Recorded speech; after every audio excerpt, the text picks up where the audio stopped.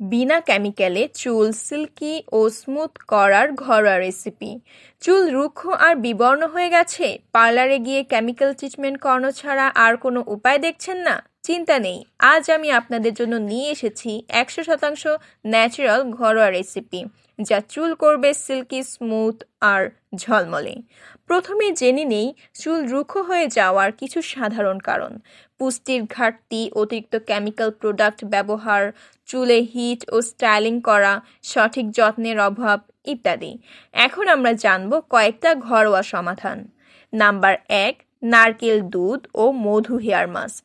2 table চামচ নারকেল দুধের সাথে 1 চামচ মধু মিশিয়ে নিন। চুলের গোড়া থেকে শেষ পর্যন্ত লাগিয়ে নিন। 30 মিনিট রেখে হালকা গরম পানি দিয়ে ধুয়ে ফেলুন। এটি চুলকে করে তুলবে সফট ও শাইনি। নাম্বার 2, কলা ও অলিভ অয়েল হেয়ার প্যাক।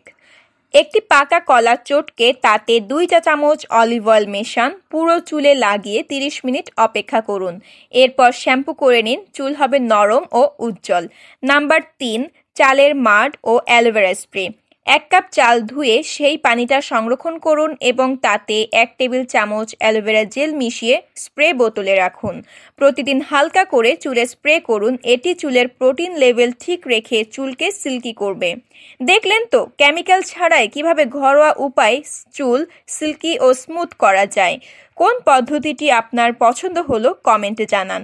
ভিডিওটি ভালো লাগলে লাইক, শেয়ার আর চ্যানেলটি সাবস্ক্রাইব করতে ভুলবেন না। দেখা হবে পরের ভিডিওতে। আল্লাহ হাফেজ।